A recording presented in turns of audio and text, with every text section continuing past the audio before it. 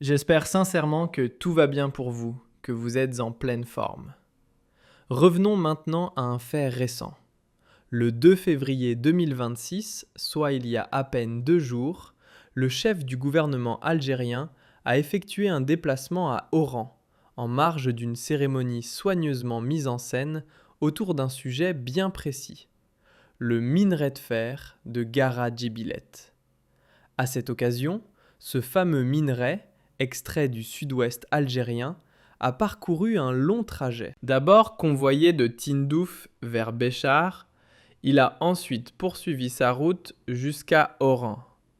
Destination finale, le complexe sidérurgique du groupe turc Tosyali, implanté dans la zone industrielle de Béthioua, où ce minerai est désormais destiné à être transformé et exploité. Voilà le décor.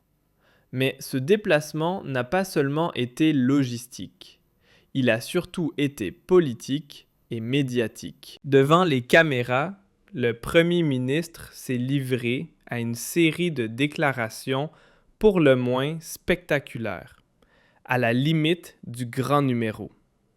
Selon lui, il n'y aurait aucun doute. Le minerai de Gara Djibilet serait non seulement bon, mais carrément excellent, voire exceptionnel. Dans un élan d'autosatisfaction assumée, il a tenu à saluer cet acquis national, adressant ses félicitations appuyées aux Algériens, et plus particulièrement aux travailleurs mobilisés jour et nuit pour faire avancer ce projet, présenté comme une réussite historique.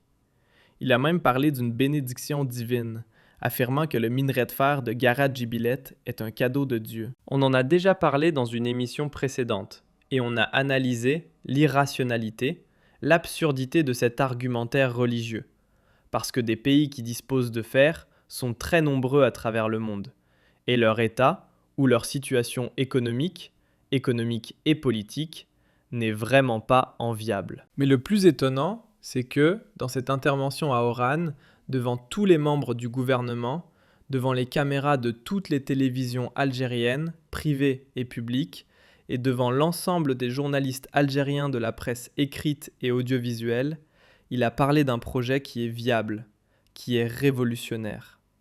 Il a même déclaré que le projet est désormais tangible et indiscutable. Et il a répondu aux attaques formulées. Parce qu'en Algérie, les dirigeants algériens, quand on critique un projet, quand on critique leur politique, pour eux, la critique est une attaque. Ils ne comprennent pas ce que c'est qu'une critique. Pour eux, toute critique est une attaque. Toute remise en cause de leur bonne décision ou de leur supposée bonne décision est une attaque, est une atteinte à leur personne. Il a commencé à donner des explications techniques, en se défendant, en essayant de nous faire croire que le minerai, vous allez l'écouter, de Gara Djibilet est de très bonne qualité, et que l'Algérie a commencé à l'exploiter en utilisant une technique qui s'appelle le blending. Bien sûr, nos compatriotes, personne n'a compris ce que c'est que le blending. Donc, c'était un mot en anglais. Il n'a pas eu le temps d'expliquer le blending. Après, il a parlé des crémages. Après, il a dit « Plus on va dans la profondeur, plus nous allons voir, plus nous allons trouver, plus nous allons obtenir un minerai avec une très bonne qualité, avec une teneur en fer très élevée. » Est-ce que tout cela est vrai ? Est-ce que le Premier ministre avait proclamé des vérités qui sont scientifiquement prouvées ? Est-ce qu'il avait utilisé une logique scientifique pour nous convaincre que le minerai de fer de Gara Djibilet est de très bonne qualité ?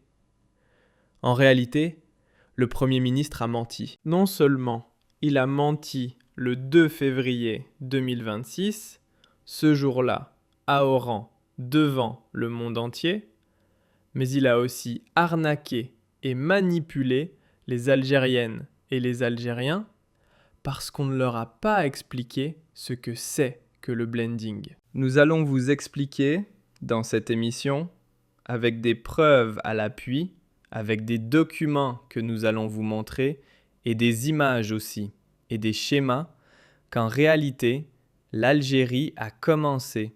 C'est vraiment la plus grosse arnaque économique de l'histoire de notre pays depuis son indépendance, à produire de l'acier à partir du minerai de fer de Gara-Djébileh, en utilisant le minerai de fer de Gara-Djébileh, mais en important un autre fer, un autre minerai de fer depuis l'étranger, pour le mélanger avec le minerai de fer de Gara-Djébileh, parce qu'il n'est pas de bonne qualité.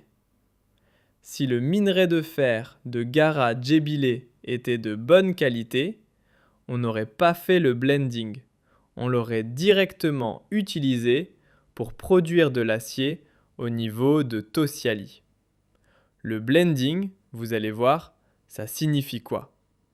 Ça signifie qu'on doit importer ou utiliser un minerai de fer de qualité pour le mélanger avec le minerai de fer de Gara-Djébileh afin de pouvoir produire de l'acier. Pour l'Algérie, qui a un commandement, elle a non seulement dépensé des milliards, et elle va dépenser beaucoup de milliards de dollars pour exploiter et extraire le minerai de fer de Gara-Djébileh, mais elle doit aussi dépenser des centaines de millions de dollars pour importer un fer de meilleure qualité que celui de Gara-Djébileh, afin de le mélanger avec le minerai de fer de Gara-Djébileh pour produire de l'acier. Vous allez me dire, comment est-ce possible, Abdou? On va vous l'expliquer. Mais d'abord, j'aimerais vous montrer des documents. Quand Monsieur le Premier ministre dit que le minerai de fer de Gara-Djébileh est de bonne qualité, il montre un document à l'appui. Regardez, nous allons vous montrer un document de l'Agence thématique de recherche en sciences et technologies, qui relève du ministère de l'Enseignement supérieur et de la Recherche scientifique. Un document issu, plus exactement, du département de programmation et de projets de recherche, et il date de 2007. C'est un projet d'enquête scientifique, d'une recherche scientifique justement consacrée au traitement du minerai de Gara-Djébileh. Regardez ce que dit ce document. Le minerai de fer de Gara-Djébileh n'est pas exploité à cause de sa teneur élevée en phosphore et surtout du fait de sa structure oolithique. Si les réserves de ce gisement pourraient être d'un immense apport à l'économie du pays, c'est à condition que ce minerai soit enrichi en fer et que sa teneur en phosphore soit réduite par des procédés adéquats. Donc, Monsieur le Premier ministre, qui a affirmé cela dans sa prise de parole à Oran, s'appuyait sur sa propre expérience, je ne sais pas de quoi, puisqu'il a commencé à parler comme un imam. Au départ, il parlait de bénédiction divine, de cadeau de Dieu. Il a commencé à citer le Coran. Donc, est-ce un scientifique ou un imam? En tout cas, sur les deux registres, il a échoué, puisque le fer n'est pas une bénédiction divine. Dans beaucoup de pays du monde, à travers le monde, à travers la planète, il y a beaucoup de fer, et Gara-Djébileh n'est pas de bonne qualité. Et ce document que nous vous montrons le démontre amplement. Ce n'est pas un document marocain, ce n'est pas un document français, ce n'est pas un document israélien ou qatari. Ça vient d'un département de recherche d'une agence gouvernementale algérienne, qui est l'Agence thématique de recherche en sciences et technologies. Dans ce même document, voilà ce qu'on nous dit. Pour être beaucoup plus précis, à l'heure actuelle, il n'existe pas de procédé industriel sûr et propre permettant l'enrichissement et la déphosphoration des minerais de fer oolithiques phosphoreux. Cependant, de nombreux travaux de recherche ont été réalisés et sont en cours dans le monde, notamment dans les pays disposant de gisements de minerais de fer importants. Les procédés proposés sont basés sur des traitements permettant l'enrichissement du minerai de fer et la libération du phosphore lié au fer, en disloquant les oolithes. Donc, c'est un langage scientifique. Ce document d'une agence gouvernementale algérienne chargée justement d'une enquête, d'une recherche scientifique sur le minerai de fer de Gara Djebilet affirme qu'il n'y a pas de procédé industriel sûr. C'était en 2017. Vous allez me dire, 7 ans plus tard, ça peut évoluer. Sauf que le 2 février 2026, quand il a fait cette affirmation devant les caméras de télévision algériennes, il a parlé d'un autre procédé. Il n'a pas parlé de phosphore. Il a parlé de blending. Il n'a pas expliqué aux Algériennes et aux Algériens. On a démontré qu'il a menti. Il a menti. Il y a d'autres recherches qui ont été menées par les universitaires algériens. Je vous donne une autre référence, un autre document que vous allez pouvoir voir. C'est une thèse qui a été réalisée par des chercheurs algériens qui relèvent de l'université Abderrahmane Mira de Béjaïa au niveau de la faculté de technologie et du département des mines et de la géologie. Donc, département des mines et de la géologie. C'est une thèse qui est intitulée « Analyse et caractérisation du minerai de fer de Gara Djebilet à Tindouf en Algérie ». Elle a été réalisée entre 2018 et 2019, donc elle est très récente. On ne peut pas dire qu'elle n'est pas du tout récente. Et dans sa conclusion générale, c'est une thèse de 91 pages, vous allez la voir, elle va défiler. Regardez ce qui est dit dans la conclusion générale. Le gisement de Gara Djebilet est l'un des plus grandes réserves du monde, avec une estimation de près de 3 milliards de tonnes. Ça, on l'a dit. La longueur et la distance pour l'évacuation du minerai vers le nord du pays pour être réduit pour le transport ferroviaire, etc. Voilà ce qui est expliqué. Des ajustements techniques doivent être réalisés afin de l'adapter au transport du minerai de fer de Gara Djebilet. Par contre, l'élimination du phosphore par les procédés chimiques est impossible. L'élimination du phosphore par les procédés chimiques est impossible en raison des problèmes de pollution et des coûts des réactifs et des investissements. Des procédés physiques ont été proposés pour la déphosphoration du minerai de fer par le traitement thermique, le grillage magnétisant et le traitement magnétique. Donc, il faut des méthodes assez complexes et coûteuses pour pouvoir nettoyer ou laver le minerai de fer de Gara Djebilet et lui enlever le phosphore qui le pollue. 2 études scientifiques menées par des chercheurs algériens, par des experts algériens, rattachés à des centres universitaires algériens. Maintenant, M. Zverl, quand il parle de blending, qu'est-ce que veut dire blending? Et c'est là où les Algériennes et les Algériens n'ont pas compris. Le blending veut dire que l'Algérie n'a pas encore lancé la déphosphoration de Herbet. Parce que pour enlever le phosphore, pour commencer à nettoyer le minerai de Herbet de son phosphore, pour séparer le phosphore, pour le purifier, il faut lancer un processus industriel. C'est en discussion avec des partenaires chinois qui doivent construire à Tindouf ou à Béchar une grande unité de déphosphoration qui va coûter à l'Algérie entre 1,5 milliard et 2 milliards de dollars. Cet investissement n'a pas encore été effectué, n'a pas encore été accompli. Les discussions avec les partenaires chinois sont toujours en cours et les Chinois négocient des avantages importants pour eux.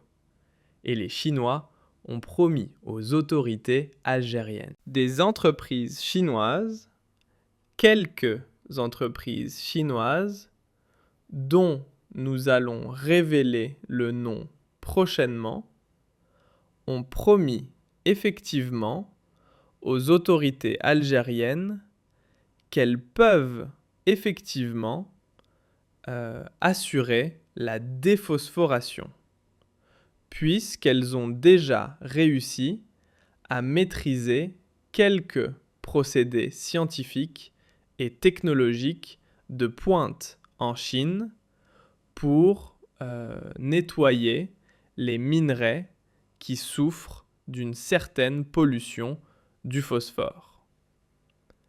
L'Algérie ne l'a pas fait. Elle a vu le blending. Le blending, ça veut dire quoi?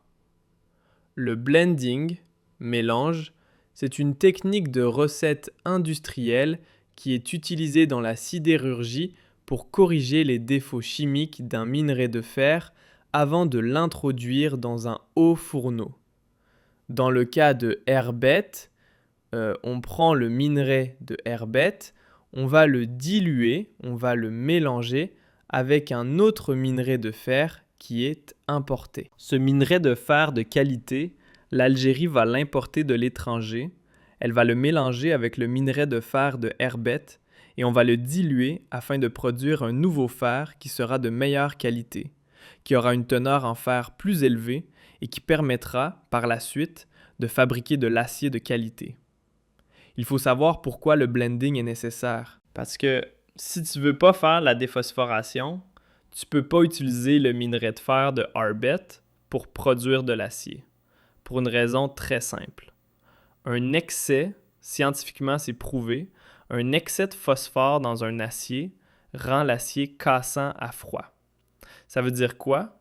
Ça veut dire que si on construit un pont ou un immeuble avec cet acier, il risque de se fissurer sous la pression et le froid. En plus, les sidérurgistes n'achètent jamais un fer ou un minerai de fer pollué par le phosphore. Pourquoi? Parce que le phosphore attaque directement les revêtements réfractaires des fours industriels. Il peut les endommager, ce qui va provoquer ou générer des coûts de maintenance très élevés. Donc, l'Algérie n'avait pas le choix. Il faut faire du blending. Le blending, c'est quoi? On prend un minerai de herbette qui est donc pollué par le phosphore. On va utiliser un deuxième minerai. On appelle ça le minerai B. Le minerai A, c'est le minerai de herbette. Le minerai B, c'est celui qui contient très peu de phosphore et qui est très fort ou très puissant ou qui a une teneur en fer très élevée. Et on va les mélanger tous les deux. Sauf que, on va faire quoi? On va prendre 20 à 30% du minerai A, qui est le minerai de herbette, pour le mélanger à 70% ou à 80% du minerai B, qui est le minerai importé. Donc, pour importer, pour utiliser le fer de herbette ou le minerai de fer de herbette, l'Algérie est en train d'importer et d'acheter sur le marché mondial du minerai de fer de qualité. En Algérie, nous avons du minerai de fer de qualité qui se trouve dans la mine de Wenza à Tébessa. Sauf que Wenza, ses réserves sont en train de baisser significativement et elle ne peut pas produire autant de fer pour le complexe industriel d'El Hadjar ou pour Bellara ou pour le complexe industriel de Tosiali à Oran. Donc, l'Algérie importe le minerai de fer parce que la mine de Wenza voit ses réserves diminuer. Donc non seulement on est obligé, on a dépensé des milliards pour construire un grand train et extraire le minerai de fer de herbette, on l'a ramené de Tindouf jusqu'à Béchar, ça nous a coûté presque 7 milliards de dollars avec le train et toutes les infrastructures nécessaires. Et de Béchar, il faut le ramener jusqu'à Oran. Mais ensuite, Il faut le mélanger. Sauf que le blending n'est pas une opération gratuite. C'est une opération qui demande du temps et qui est complexe. D'abord, le blending oblige l'Algérie à continuer d'importer du minerai de fer de qualité, propre, depuis l'étranger. Donc, ce sont des devises. Il faut une logistique, il faut transporter les deux types de minerai de fer, celui de Arbet et celui, le minerai B, qui est propre, vers un même point de mélange. Donc, il faut avoir des unités de stockage. Par la suite, il faut stocker. Par la suite, il faut comment on appelle ça? Il faut acheminer le fer de Herbet jusqu'à, par exemple, Oran. Acheminer le minerai de dilution vers aussi. Ensuite, il faut des opérations de manutention. Le mélange ne se fait pas d'un coup de baguette magique. Il nécessite des infrastructures de stockage, des parcs à matière et des machines. Et ensuite, il faut homogénéiser les mélanges avec l'enfournement. C'est-à-dire qu'il faut introduire tout ça dans un four. Et tout ça, ça coûte. Donc, on va produire un nouveau minerai de fer qui va coûter plus cher que le minerai de fer que nous allons importer. En clair, l'utilisation du minerai de fer de Herbet va coûter à l'Algérie plus de 110 $ la tonne. Alors que, si on importe directement depuis l'étranger du minerai de fer qui est propre, il va nous coûter 100 $ la tonne. Il est impossible, avec la méthode du blending, de produire du minerai de fer propre à moins de 110 $. Parce qu'il faut faire de la dilution, il faut stocker, faire de la manutention et utiliser des procédés industriels.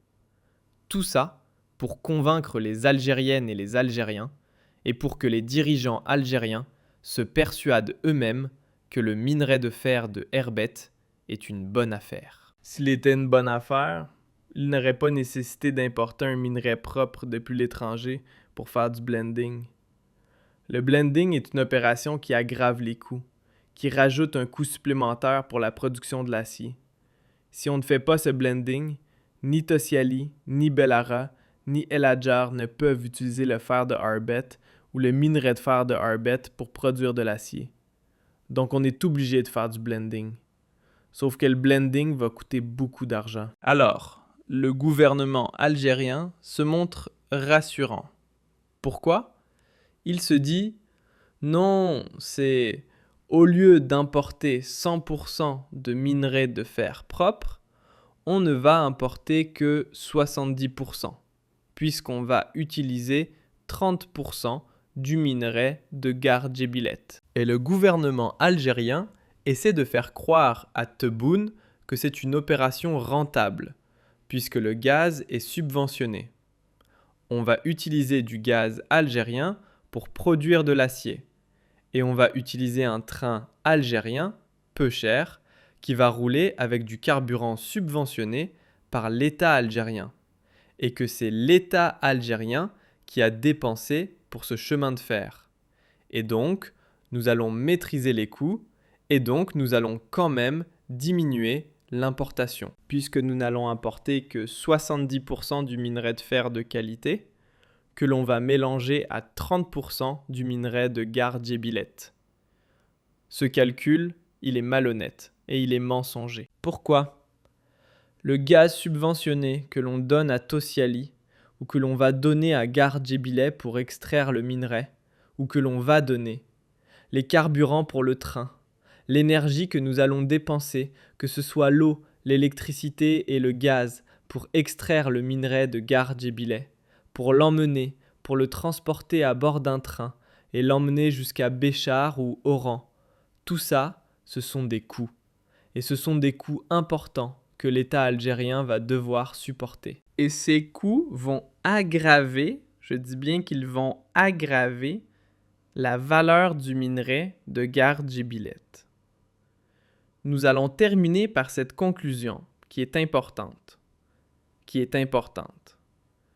Le gaz, c'est vrai que le gaz algérien quand il est utilisé par l'Algérie, quand il est donné à l'unité d'extraction de fer, des minerais, ou quand il est donné à Tosiali ou à un complexe industriel à Oran, ça ne se calcule pas en devises, c'est en dinars. Sauf que ce gaz, on aurait pu l'utiliser pour gagner des devises, puisque ce gaz, on aurait pu l'exporter sur le marché mondial et gagner des recettes en devises pour ensuite l'extraire, pour ensuite